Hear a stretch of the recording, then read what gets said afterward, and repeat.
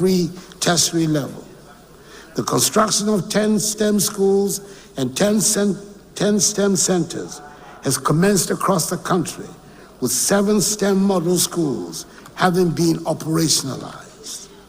These schools have been equipped with state-of-the-art laboratories and classrooms, dormitories, assembly halls, dining halls, and conducive environments to foster teaching and learning.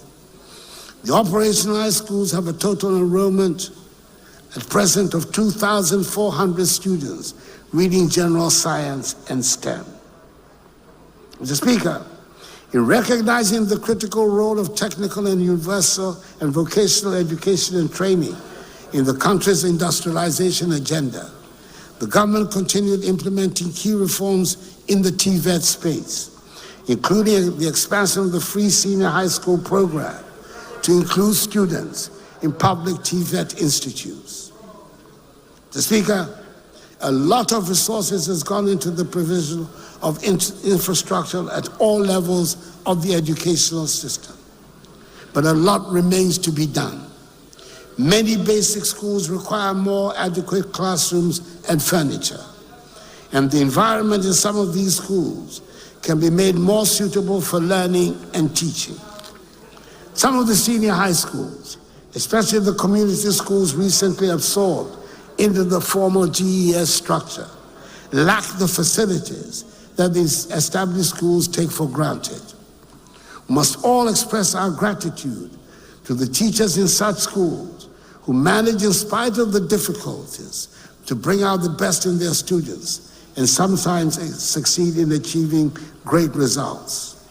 They exemplify the best in the Ghanaian and give us hope for the future. Indeed, the one tablet per student policy at the senior high school level is being rolled out and will formally be launched by me next month. It is a great tool to help bridge the gap between disadvantaged and privileged students. Mr. Speaker, free SHS and our no guarantor policy under the Student Loan Trust Fund are breaking down financial barriers for students seeking higher education. By eliminating the requirement for a guarantor, we have empowered students from economically disadvantaged backgrounds to pursue their educational aspirations without undue financial burden. This has meant a substantial increase in the number of students seeking tertiary education. And it is in response to this increase, the government has decided to establish 4 new universities in Mampong in the Ashanti region, Akrodia in the Bono region, Bonsu in the eastern region, and Kintapo in the Bono East region, and expand the facilities in existing ones. We are pursuing interventions towards achieving by 2030 the 40% gross tertiary enrollment ratio, up from the current level of 18.8%, as well as the 60-40 science to humanities ratio from the current one of 40 to 60, as captured in the Education Strategic Plan of 2018 to 2030. Mr. Speaker, between 2012 and early 2017, there was nothing more demoralizing than the phenomenon we called Dumsor. It was symptomatic of a dysfunctional system, and it caused widespread depression amongst businesses and households.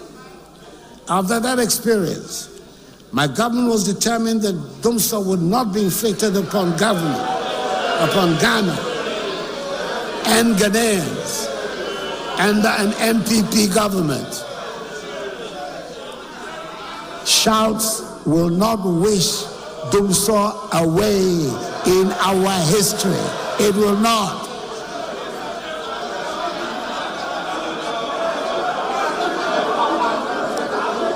After that experience, my government was determined that Dumsor would not be inflicted upon Ghana and Ghanaians under an MPP government. And I'm glad to be able to say, so far, so good. We've managed to keep the lights on these last 7 years, even in the midst of a financial crisis. We've managed the energy sector with discipline and expertise to avoid a repetition of the hardships inflicted on Ghanaians some years ago. Furthermore, through determined, skillful negotiation, we have been able to reduce considerably the energy sector debt that we inherited. Indeed, the government negotiating team carried out a successful reconciliation exercise with the IPPs and ECG, which established that the IPP arrears position was not the $1.6 billion that had been previously reported in the media, but was actually $1.2 billion. That is savings of some $400 million.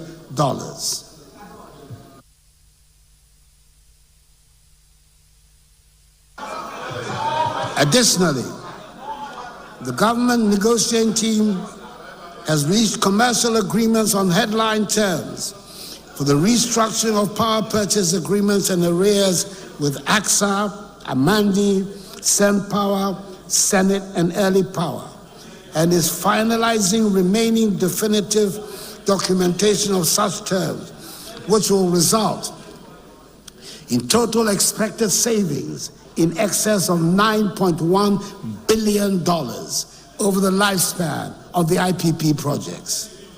In the meantime, ECG has been able to secure a fixed monthly energy purchase price with all the IPPs.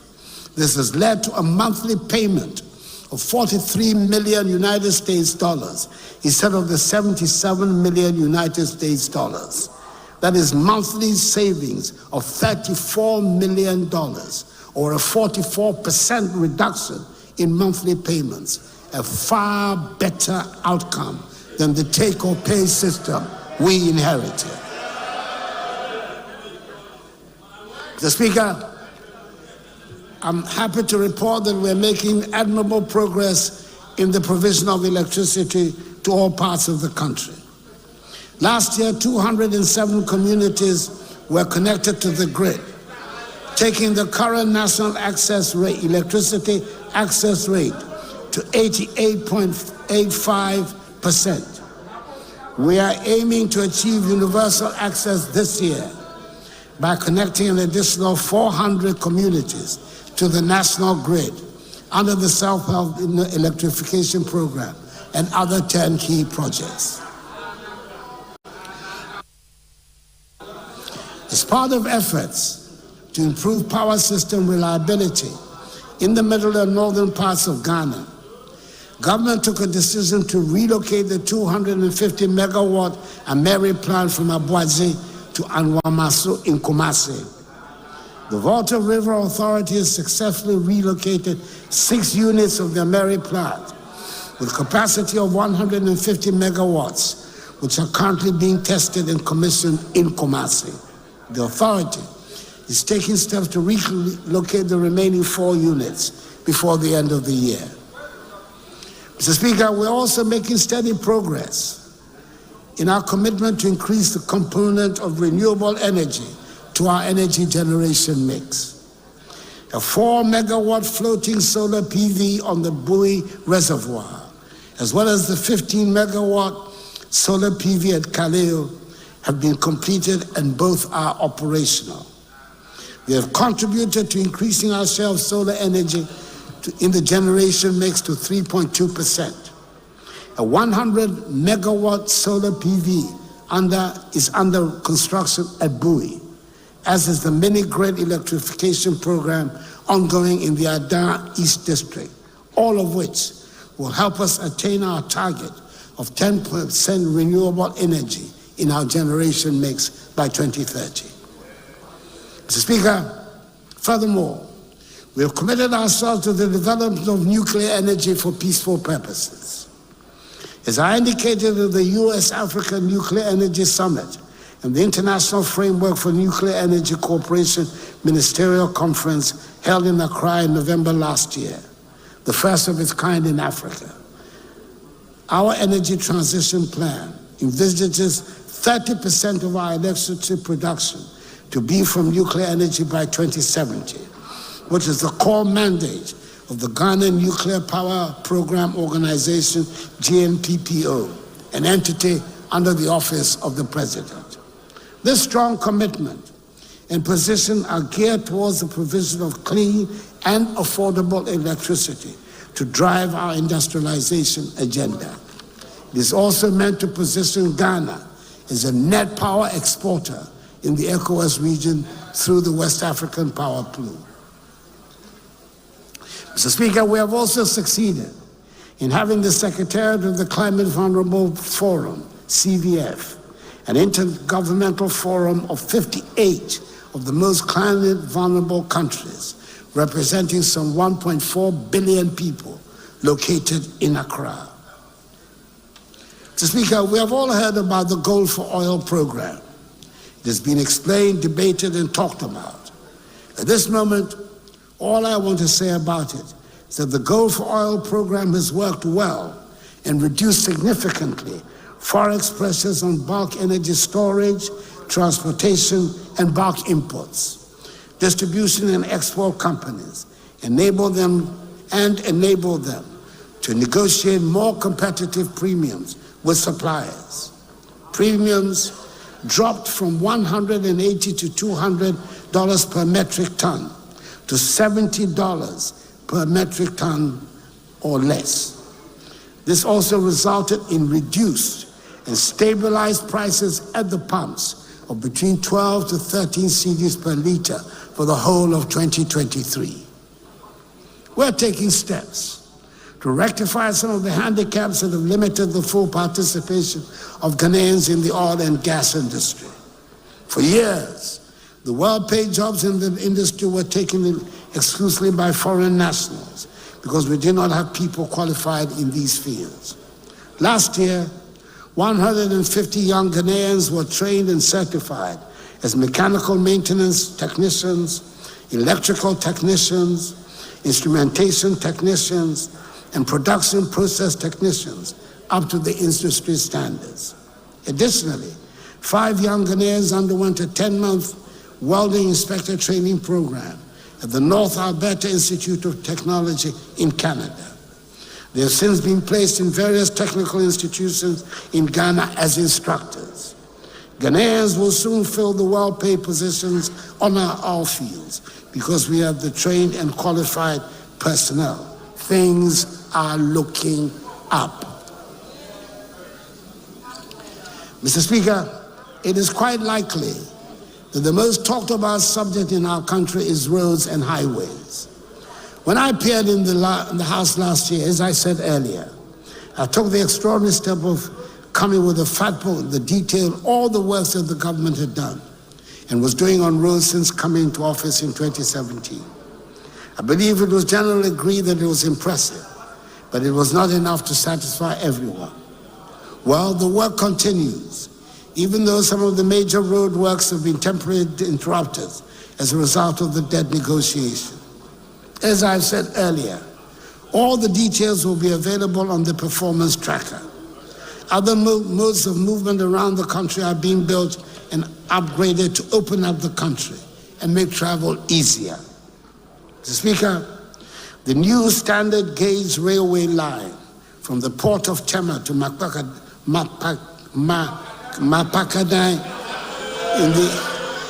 in the Asildaman district of the Eastern region, covering a distance of some 100 kilometers, is at the final stage of completion. By the middle of the year, the line will be commissioned for operations to commence with brand new standard gauge diesel multiple unit trains, the first of their kind to be used in our country. It is worth mentioning that a rail bridge is being built across the Volta as part of this railway line. I have no doubt it will attract a lot of interest. I'm a great believer in the importance of aesthetics as much as the practical. And that is why I encourage the constructors to construct the railway bridge, which was not a part of the original contract, across the Volta to make the journey more scenic.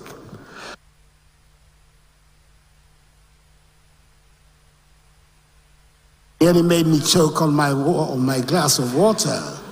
Extraordinary statement to make.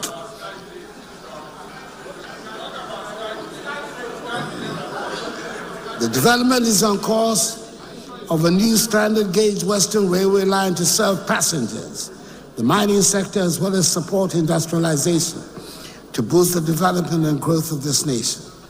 The plans for the extension of the railway line to Paga might not materialize during the rest of my administration, but I'm sure they will not be abandoned.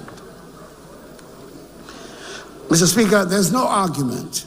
The food self-sufficiency is the basic requirement for national security and the foundation for building a prosperous nation.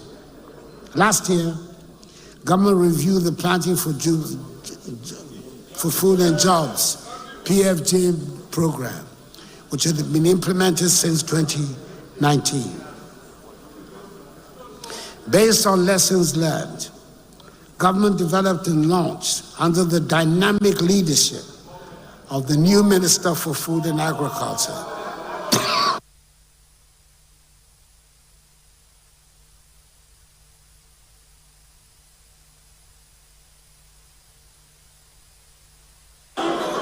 everybody who knows me knows I don't drink alcohol.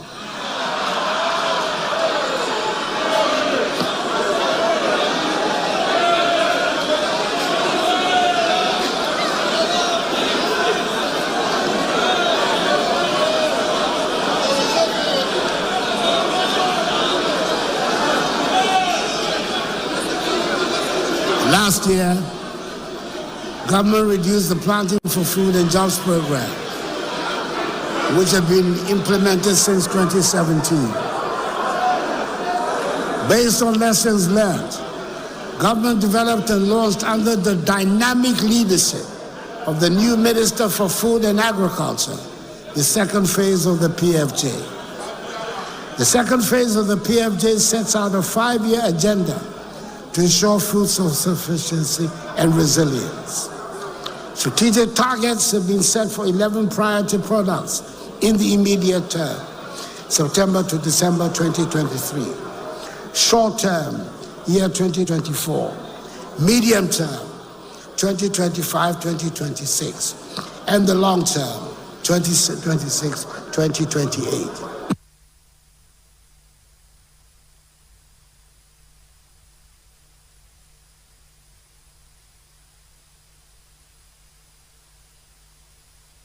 The selected products are maize, rice, soybeans, sorghum, tomato, pepper, onion, cassava, yam, plantain, and poultry. So I'm happy to report that production estimates for these priority products reveal that the planned targets for the year have been exceeded for all the products except poultry.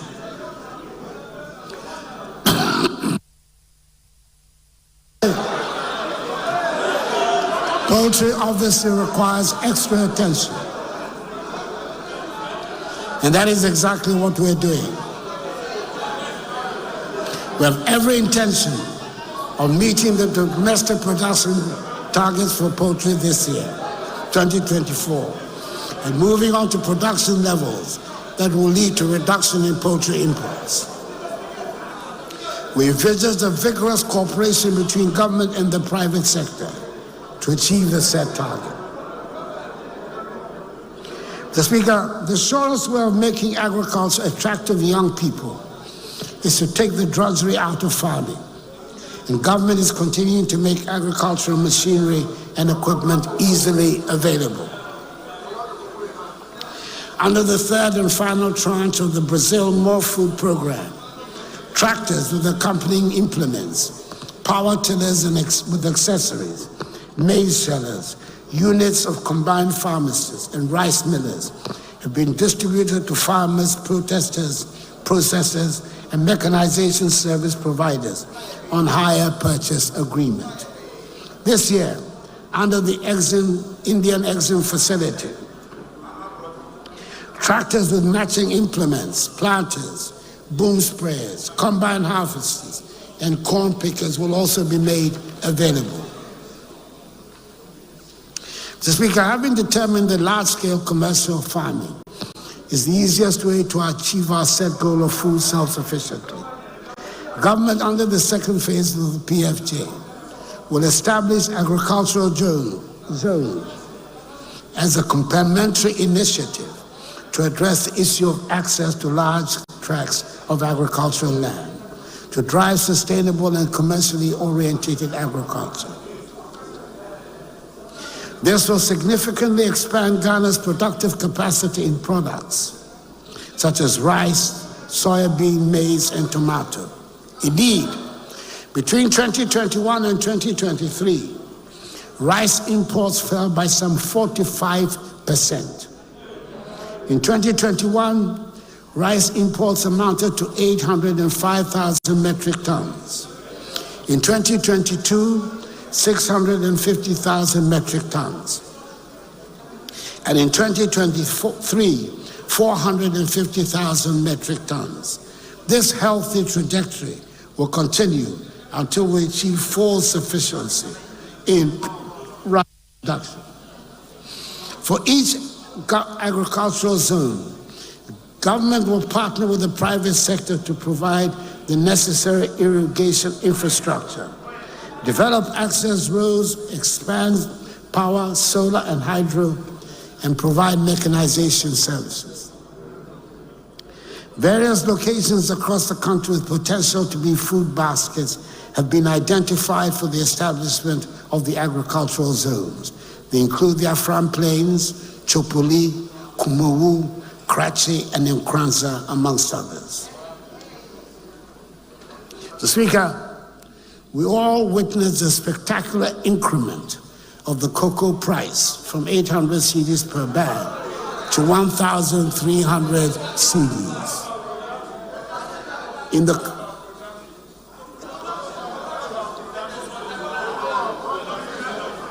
To 1,300 cedis per bag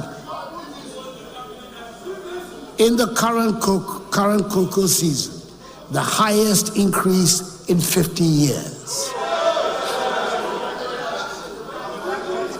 With the current trend of the world cocoa price, cocoa farmers can be sure that I will do right by them in the next cocoa season.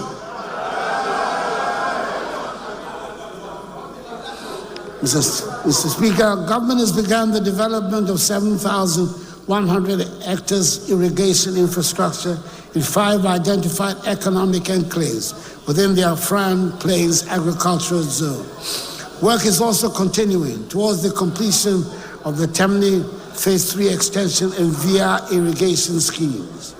This will make additional 1,150 acres of irrigable land available for cultivation of rice and vegetables. The Ghana Irrigation Development Authority will continue with the development of small earth dams in the northern, upper east, upper west, northeast, and savannah regions to support the One Village, One Dam initiative. Whilst at it, Mr. Speaker, we have not forgotten about the welfare and well-being of our fisher folk. My government has completed the construction of 12 coastal fish landing sites at Axim and Discove in the western region, Moray, Mountford, Winneba, Senyabreku, Gomwafete, Otuam, and Infansiman in the central region, Kessi and Osu in the greater Accra region, and Kita in the Volta region. Additionally, I had the pleasure in May last year of commissioning the newly constructed Elmina Fishing Harbor in the central region, much against the hopes of the naysayers. And God willing, soon this year, I will also commission the Jamestown Fishing Harbor, which currently stands at 88% complete and is expected to be ready by August 2024.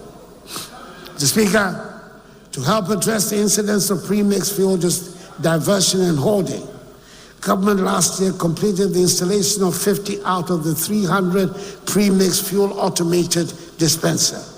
My expectation is that the remaining automated dispensers will be installed by September this year to help optimize the distribution of premixed fuel.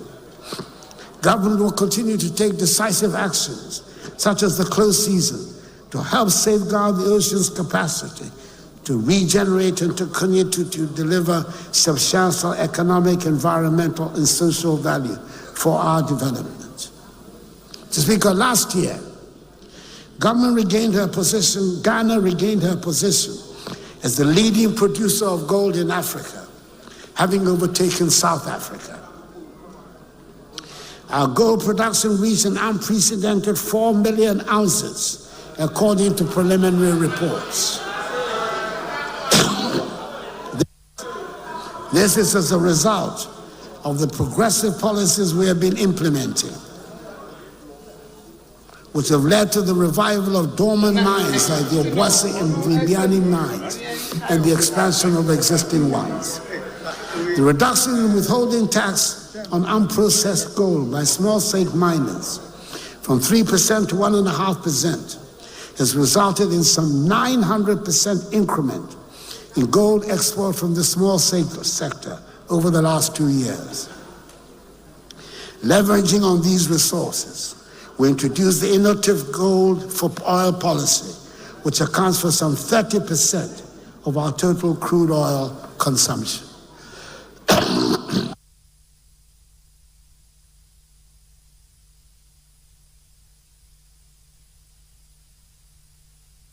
Currently,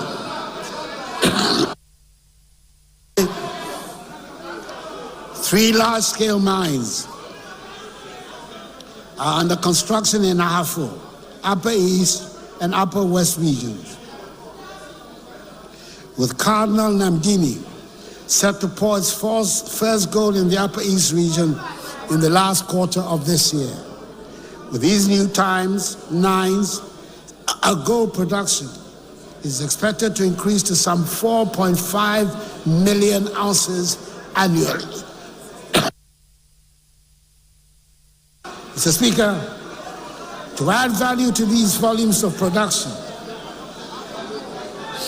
we have constructed through a public-private partnership a 400-kilogram capacity gold refinery, and we're in the final stages of negotiations for a London Bullion Market Association certificate.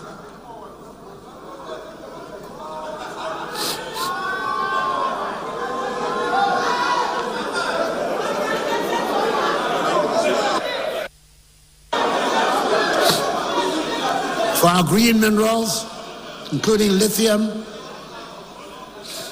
we have put in place a policy for their exploitation and management to ensure beneficiation across the value chain of these critical minerals. The Speaker, as it has been widely reported, Newman Corporation, the world's largest gold producing company, which operates 2 huge mines in our country and is constructing a third, has announced its intention to sell its Achim mine in the eastern region, the 3rd largest mine in the country, which produced some 420,000 ounces of gold in 2022.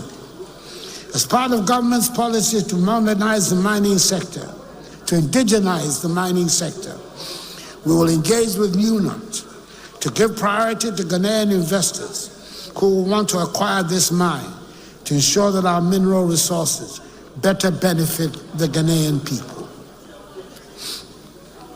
The Speaker, we continue to work to ensure the protection of our forests and wildlife resources while reclaiming degraded forests. Some 42 million trees have been planted over the last 3 years under the Green Ghana project, and some 690,000 hectares of degraded forests have been cultivated between 2017 and 2022 under the Ghana Forest Plantation Strategy. Mr. Speaker, the main cornerstone of our move towards the industrial transformation of Ghana is the One District, One Factory policy, this government's iconic flagship initiative. It demonstrates how government can stimulate and incentivize the private sector to expand and diversify manufacturing across the country by harnessing locally available raw materials. It is significant to note that within the relatively short span of 6 years, government has directly intervened to stimulate interest in and support many private sector business promoters to make significant investments in manufacturing under the One District, One Factory program.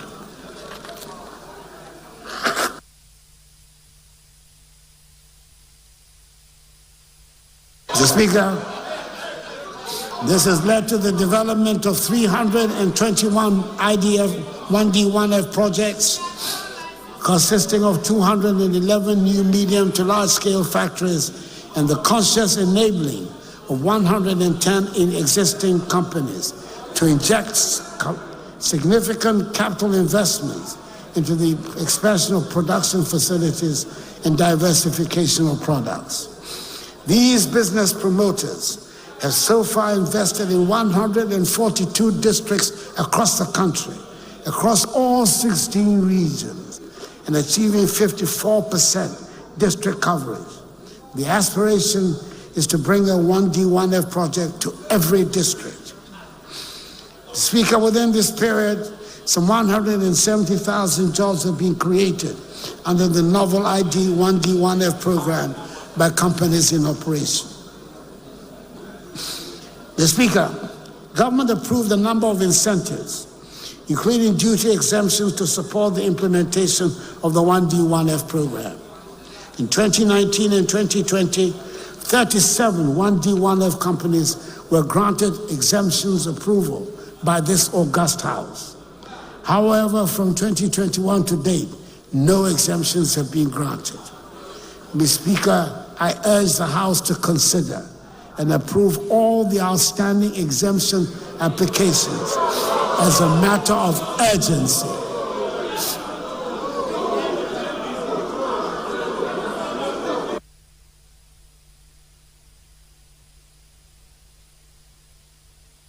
To send positive signals to the business community. The exemptions law that you have passed provides for such exemptions under existing laws. To speak of the other initiative aimed at stimulating industrial growth that we have been actively promoting is automotive assembly and component manufacturing. It is universally recognized as a key strategic sector for stimulating industrial transformation. The comprehensive automotive development policy launched by government in August 2019 has undoubtedly been the catalyst that has attracted a record number of 12 original equipment manufacturers, including Volkswagen, Toyota, Suzuki, Nissan, Peugeot, Kia, Hyundai, Honda, to set up assembly plants and produce a range of models here in Ghana. The Speaker, it is noteworthy that these investments have been accompanied with complementary initiatives to build the necessary engineering and technical skills in Ghana. Toyota Ghana has partnered the School of Engineering Sciences of the University of Ghana to establish and operate a modern auto engineering training center for engineering students and the industry to acquire applied auto engineering training. Similarly, Kia Motor Company of Korea has upgraded the Rana Motors West African vehicle assembly with state-of-the-art equipment for training of auto repair and maintenance technicians, including repair and maintenance of electric vehicles. Mr. Speaker, to spur on industrialization, we're implementing the 4-project agenda of the Ghana Integrated Aluminum Development Corporation GIADEC, with projects 1 and 2 having already taken off. And last month, we signed an agreement for the implementation of Project 3. Mr. Speaker, we will lay before this august House at this first meeting of this session of Parliament, a legislative instrument to prohibit the export of bauxite in its raw state. We're also in the concluding phase of discussions for the establishment of a $450 million US refinery to refine the manganese we produce. Speaker, we have all long acknowledged the trade between African countries must increase if we are to make any headway with our dreams of prosperity on the continent. I'm happy to report that the setting up of the AFCFTA with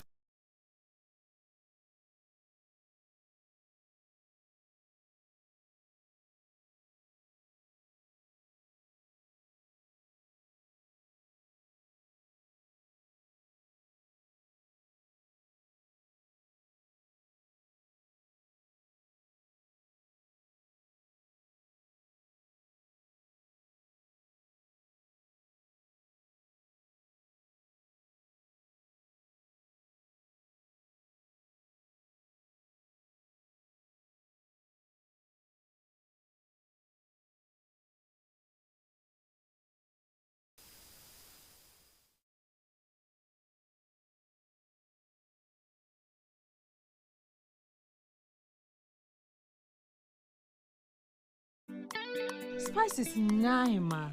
Hello. Mama spices are ebe mama juani aye tasty, appetizing and delicious. Spices day and one Remy spices or dinner Remy dependable. Remy spices, Remy. Fiam papa, what the Remy spices you again? Emma was juani ye fine. Kai say Remy spices dear so who you swa.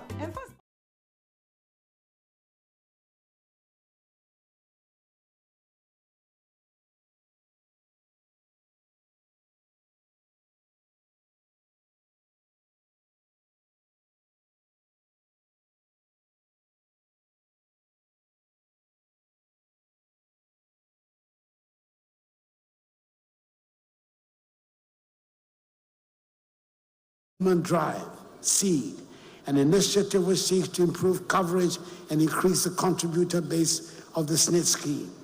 Since the launch of the SNID initiative, some 600,000 self-employed persons have been enrolled onto the program and now have some form of social security cover. Effective 1st January 2024, all pensioners on the SNID pension payroll as of 31st December 2023, have had their monthly pensions increased by 15%. This translates to 10.05% of effective increase for the highest earning pensioners and 36.37% effective increase for the lowest earning pensioners. The 15% indexation rate will result in additional expenditure of 697 million cedis. The total benefit expenditure for government under the SNID scheme alone is projected to increase from 5.4 billion cedis in 2023 to 7 billion cedis in 2024. Mr. Speaker, I believe we can say with certainty that in the tourism sector, Ghana is finally realizing her long-promised potential.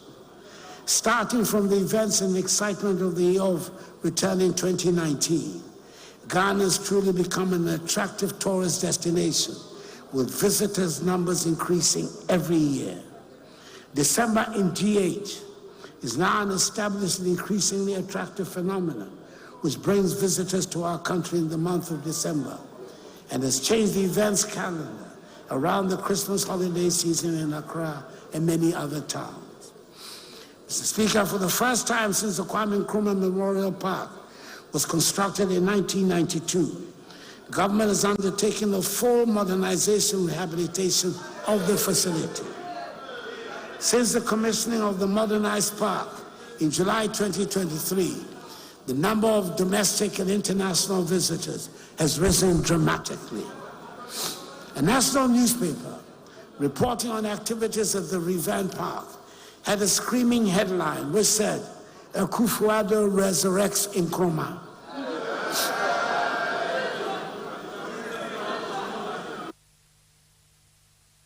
That gave me pause for a moment. But on reflection, I decided I would accept it, be it a compliment or criticism or an addition to the collection of sayings by elders. Whatever it is, since the commissioning, there have been 208,557 domestic and international visitors to the park between 14th July and 31st December 2023. Speaker, compare that, if you may, with the best performance until then, which was in the year of return in 2019, when there were 126,190 visitors in the year. Other facilities are being upgraded, and it's good to know that the private sector is showing interest in getting to the development of tourist attractive sites. Mr. Speaker, the National Museum Gallery, which had been closed down since 2015, has also been fully refurbished. It attracted over 35 visitors in 2023, and I'm particularly pleased the school children form a good part of the visitors to these sites. The first ever Kente Museum, aimed at preserving the cultural heritage in Ghana, has been built at Bunwe in the Ashanti region and was recently commissioned by the Second Lady. Preparatory works and designs for the construction of the Heroes Park, a museum to commemorate the founding fathers of Ghana, the Big Six, J.B. Dankwa, Emmanuel Obeche Bilamte, Edward Akufo-Addo, Ebenezer Akwaje, William Uforiacha, Kwame Nkrumah, were completed in December 2023, and construction will commence very soon. Mr. Speaker, government through the National Film Authority is committed to supporting the production of world-class content and films, as well as increasing the cinema infrastructure in Ghana and by extension on the continent. To this end, a favorable fiscal tax regime for cinema projects, including income tax and VAT incentives, import duty exemptions on film production equipment, 20% tax rebate for strategic film productions and film financing reliefs is being elaborated by cabinet, which should be outdoored very soon and should provide another tangible reason for the choice of Ghana as a film production country. Mr. Speaker, in line with government's commitment to ensure gender equality, the revised National Gender Policy and the Affirmative Action Bill were approved by Cabinet in October 2023. The Affirmative Action Bill is currently before Parliament for consideration and approval, and we count on the support of members of Parliament for speedy passage of the bill. The Ghana Enterprise Agency, GEA, is implementing an Only Women Support Program where micro, small, and medium enterprises owned by women with the potential of scaling up their operations, increasing sales, and creating sustainable jobs will receive liquidity support. The GEA is also implementing the Youth Start program, a youth empowerment program which recently dispersed 100 million cedis to some 3,000 youth beneficiaries to upscale their businesses. Mr. Speaker, we're also implementing some interventions directed at providing support for persons with disabilities.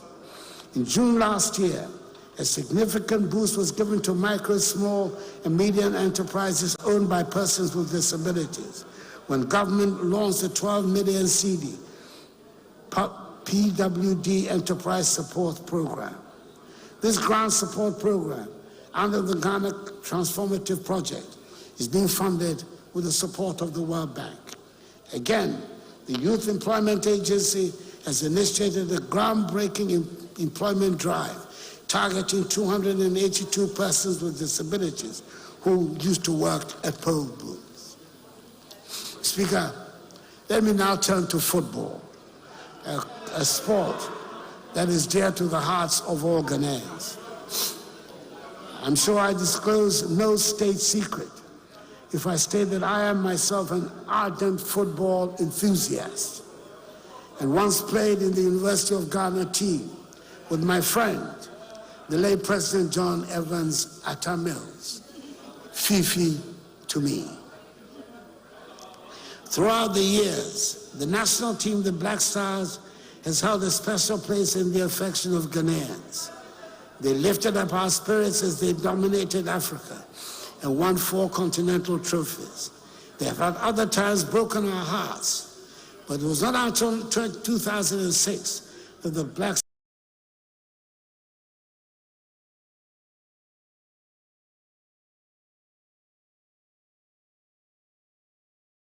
disappoint.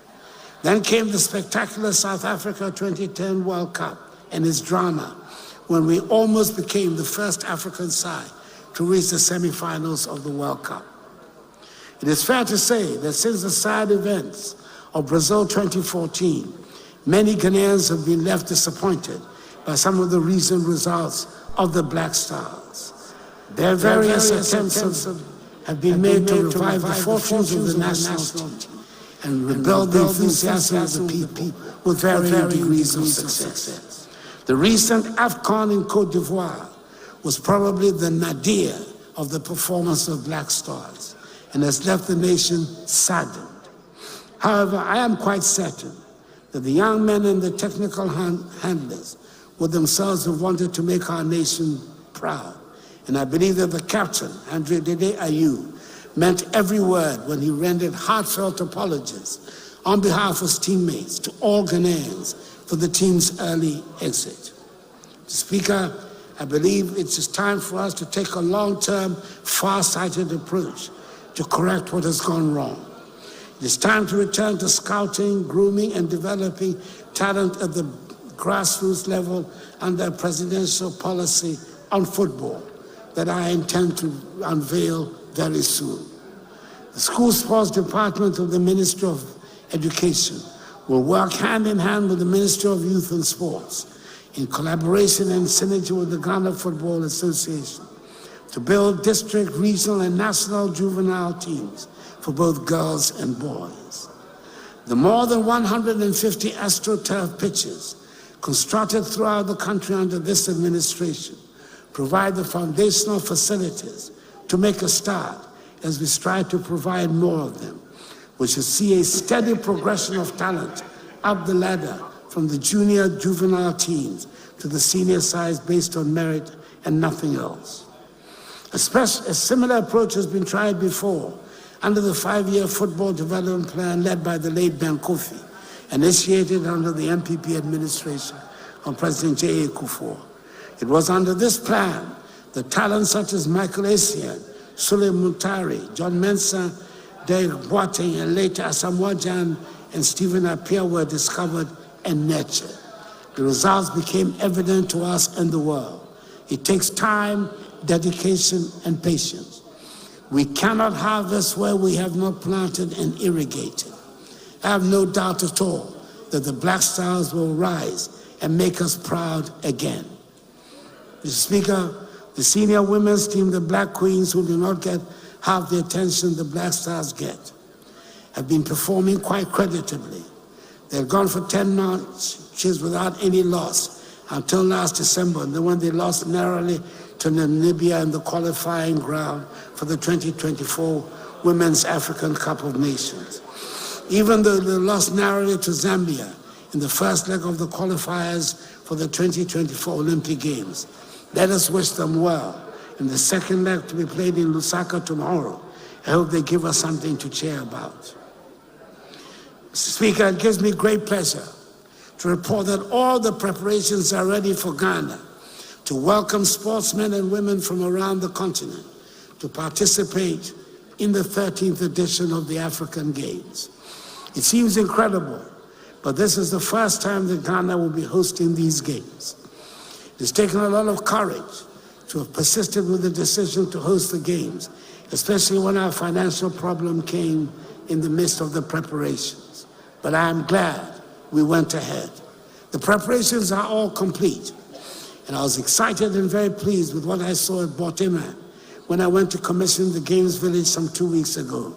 We have high-class sporting facilities which will serve us well long after the Games are over. Some of the events will take place at the University of Ghana Sports Stadium.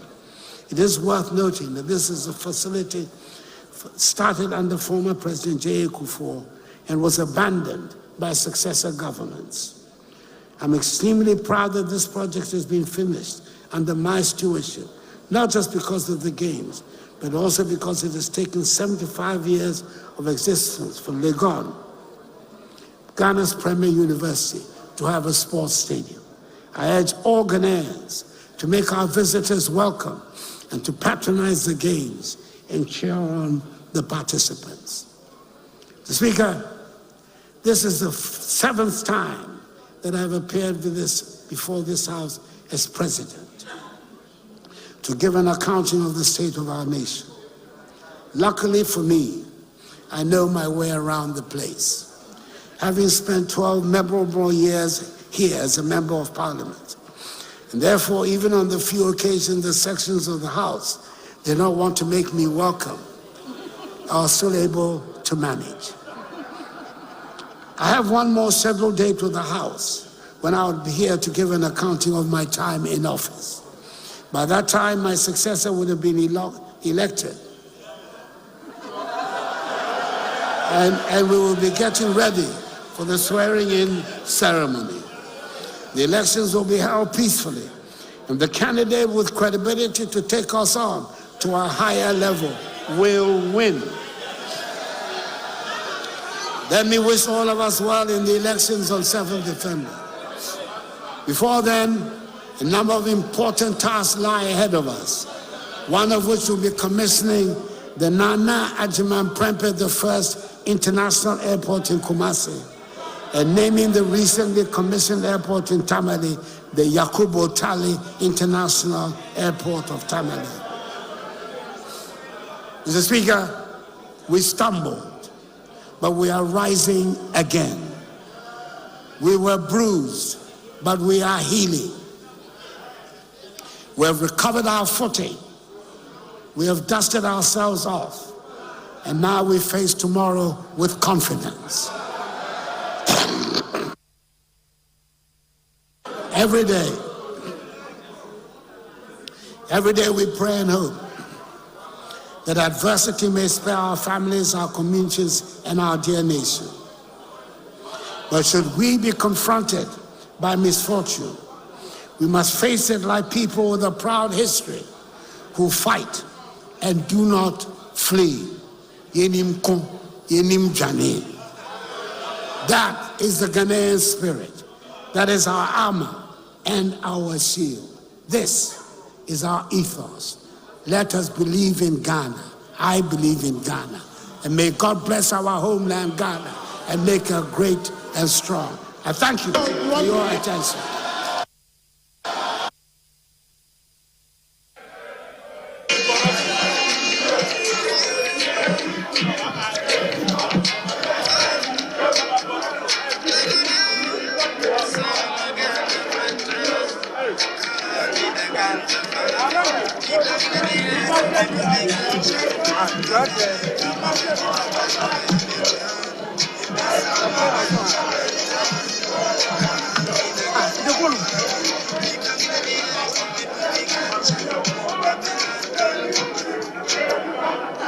It's failing as well. No, you do.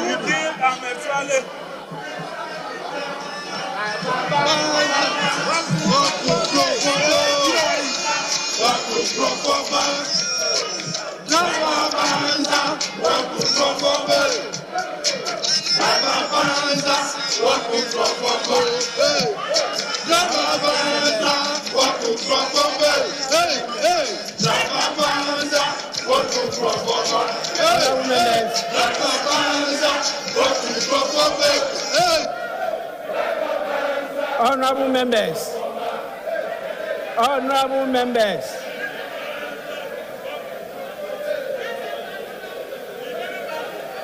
honorable members,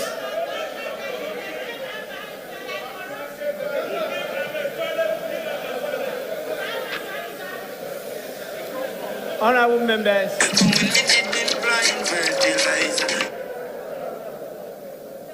honorable members,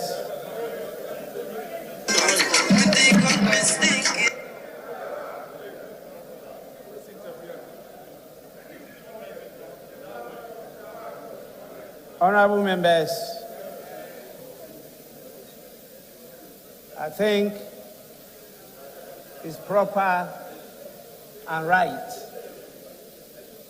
for us to offer to our revered, distinguished guests for the delay in the commencement of today's proceedings. We have,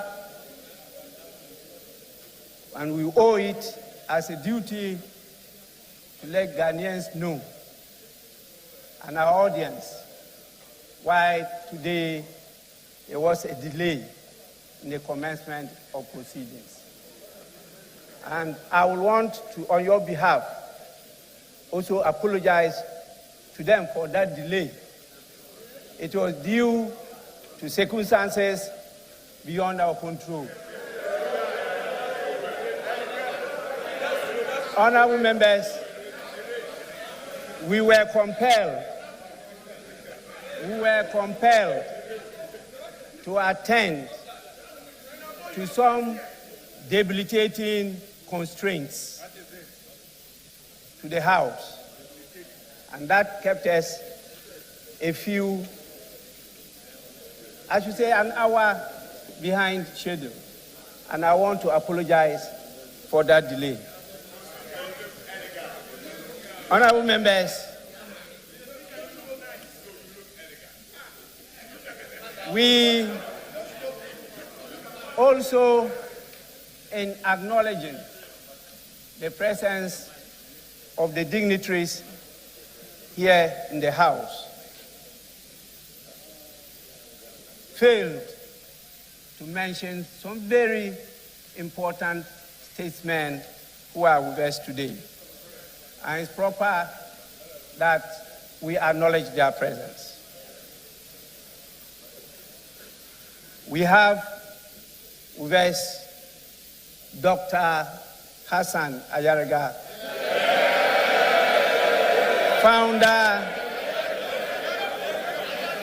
founder of All People's Congress.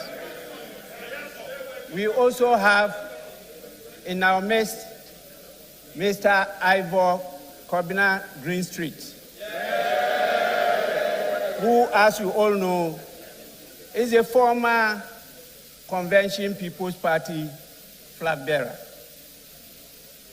We also have the leader of the Liberty Party in the person of Mr. Akufo-Addo. Honorable members, the last but not the least is the Honorable David Apasera, who, as you know, was the chairman of the People's National Convention. They are all here with us. We apologize for the oversight, but as we say, Sankofa is permitted, and we have done that. Honorable members,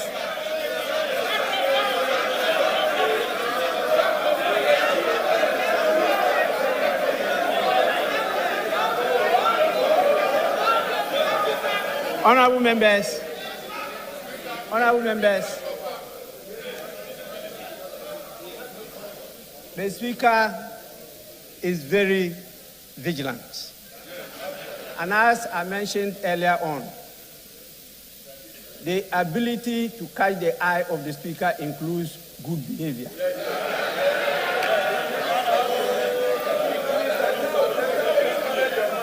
And if for 4 years you are here and you are not able to catch the eye of the Speaker, I'm sure the good people of your constituency will not accept you again. So please, kindly abide by the code of conduct which you yourselves approved here on the floor of the House.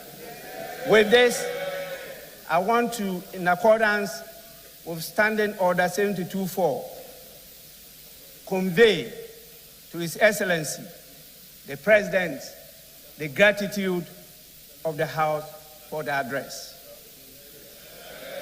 Honorable members, again, in accordance with the practice of this House, a formal communication will be forwarded to His Excellency the President after the House has thoroughly debated this address. I want to thank all of you for your cooperation, but to emphasize that Ghana is out. Actually, we are down, but not out. And Ghana will rise again.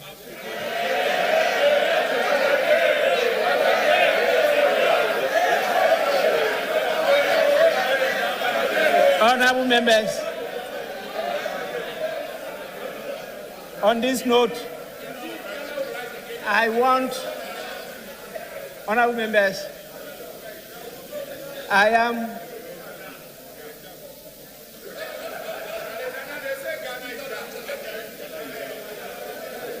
want to call on the majority leader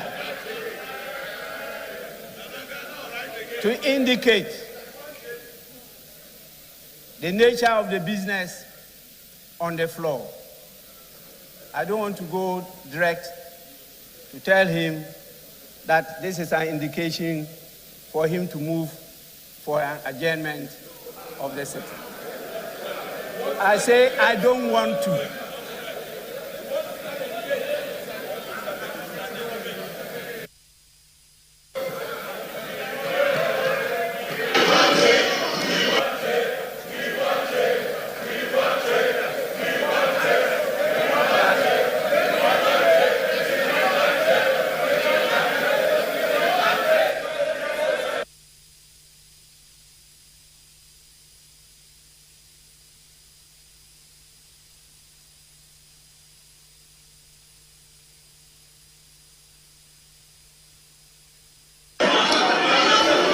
Mr. Speaker,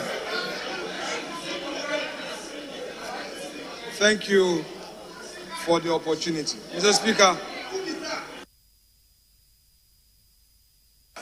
and considering the optimism with which Mr. President has spoken to the nation, and Mr. Speaker, you were right, and Mr. President himself acknowledged that considering the situation we find ourselves, we are down, but we rise again under the able leadership he is providing and the future which is assured. Mr. Speaker, we are, by the practice of this House, ready to debate Mr. President's message. Considering the situation we find ourselves as a country, Mr. Speaker, we are ready to debate this message now. However, Mr. Speaker, as has been the practice, members would want to prepare. And I noticed that the minority leader was jotting down a lot of notes. I need to remind him that I have with me the 2014, 2013, and the 2016 State of the Nation Address. And all of these were full of lamentations. So, Mr. Speaker, I don't know what he was actually jotting down. But if it was a debate he was preparing for, Mr. Speaker, I want to assure him that we will face him with this optimism and remind him of the lamentations of 2013, 2014, 2015, and 2016. Mr. Speaker, without more, I shall pray that this House be adjourned to tomorrow at 10 in the forenoon or soon thereafter. Mr. Speaker, I so move, and I urge my colleague to second the motion. That is a practice. He should second. He should just second. Today is not for debate. Mr.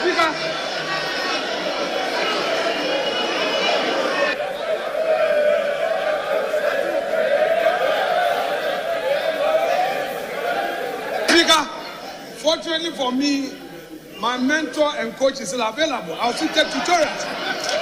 Yes, indeed. Yes, that is true. There was a smooth transition. There was a smooth transition. We had a smooth transition.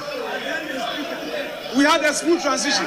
We had a smooth transition. Mr. Speaker, I am encouraging Dr. Foster to only second this motion. The rules of the House are very clear. It shouldn't go outside of the rules. Mr. Speaker, Honorable Akufo-Addo, please second the motion and let's adjourn.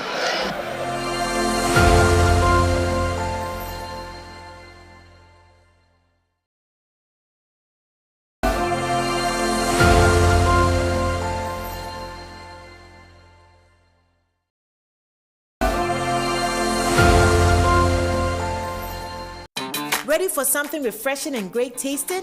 For your kids' enjoyment? Angel Cola. For your graduation enjoyment? Angel Cola. Beach hangout? Angel Cola. For all your refreshing moments? Angel Cola. For your party?